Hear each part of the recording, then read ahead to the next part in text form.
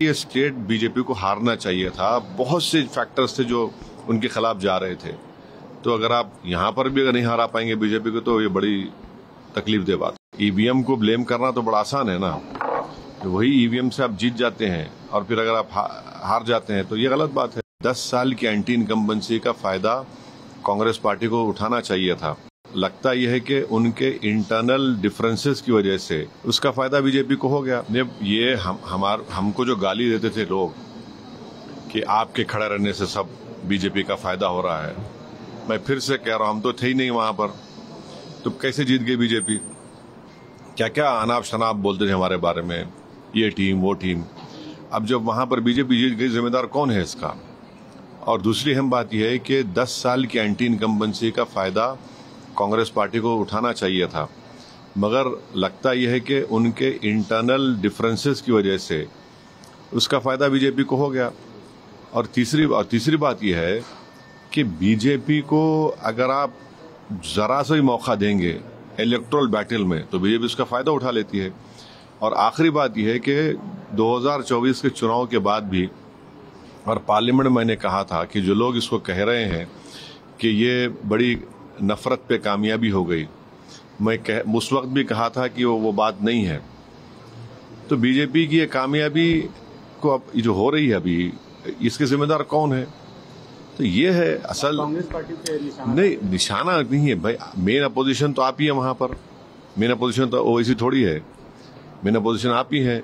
और 10 साल के एंटी इनकम्बेंसी के बाद 10 साल और फिर आपके हालिया पार्लियामेंट के चुनाव के नतीजे के बाद एक गोल्डन अपॉर्चुनिटी थी इनके पास कि बीजेपी को हरा देते वहां से, मगर वो नहीं कर पाए। इनका अपने इंटरनल डिफरेंसेस की बुनियाद पर, अपने एरोगेंस की बुनियाद पर, तो बड़ा इसको आप बीजेपी की जीत नहीं बल्कि कांग्रेस की नाकामयाबी बता रहे हैं। मेरा मानना यह है कि देखिए, मध्य प्रदेश में भी जीतना चाहिए था, छत्तीसगढ़ में भी जीतना चाहिए था, यहां पर भी जीतना चाहिए था। तो ये तीसरा ऐसा प्रदेश है जहां पर बीजेपी को हारना चाहिए था।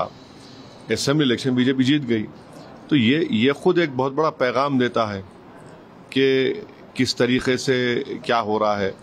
तो जहां तक मेरा ताल्लुक है, हमारी पार्टी हम तो डिसाइड के नहीं लड़ेंगे, मगर इतने बड़े लोग इस पार्टी के मुझसे भिजाए लोगों के आप चुनाव लड़िए, बोला नहीं लड़ेंगे हम अब चुनाव लड़ेंगे, अपनी तरीके से लड़ेंगे।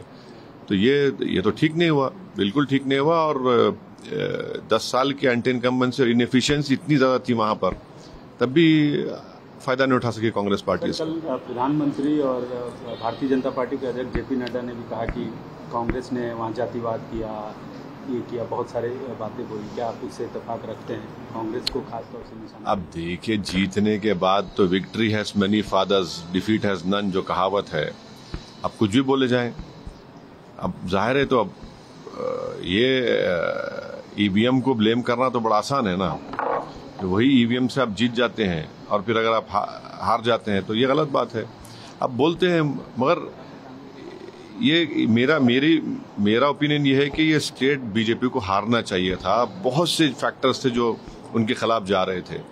तो अगर आप यहाँ पर भी अगर नहीं हरा पाएंगे बीजेपी को तो ये बड़ी तकलीफ दे बात है। सर, जो 5 एमएलए नॉमिनेट किया है सेंट्रल गवर्नमेंट ने, उस पर हम उमर अब्दुल्ला कह रहे हैं कोर्ट जाएंगे, राहुल गांधी भी हम वैसी ही बातें कर रहे हैं। आपका क्या राय है? नहीं, एक्ट देखिए, एक्ट में तो है वो हमने 370 को अपोज किया। उसूलन अखलाकन कॉन्स्टिट्यूशनल प्रोप्राइटी डिमांड करती है कि जो भी सीएम होगा उसके ओपिनियन से, उनकी रजामंदी से आप अपॉइंटमेंट करिए। मगर एक अजीब और गरीब किस्म का एक्ट पास किया गया 370 का, जिसमें आपको एक मिसाल देता हूं। कैबिनेट की मीटिंग होगी, उमर अब्दुल्ला की कैबिनेट मीटिंग होगी, तो एलजी का रिप्रेजेंटेटिव बैठेगा उसमें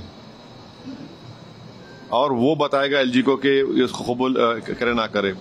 अगर उमर अब्दुल्ला कैबिनेट के मिनिस्टर को दिल्ली जाने का है, दिल्ली जाने का भी है, तो उसको एलजी से परमिशन लेके जाना पड़ेगा। एक प्यून को अपॉइंट नहीं कर सकता सीएम वहां का। तो ठीक है, ये बात बिल्कुल सही है कि कश्मीर के अवाम में जो गुस्सा था 370 को अबॉलिशन का, उन्होंने अपना गुस्सा का इजहार कर दिया।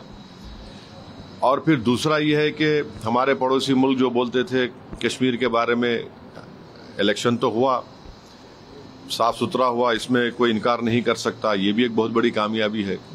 तीसरी बात यह है कि जम्मू में आप देखिए कि 29 सीट बीजेपी जीत गई, वहां पर भी कांग्रेस पार्टी एक ही सीट जीती।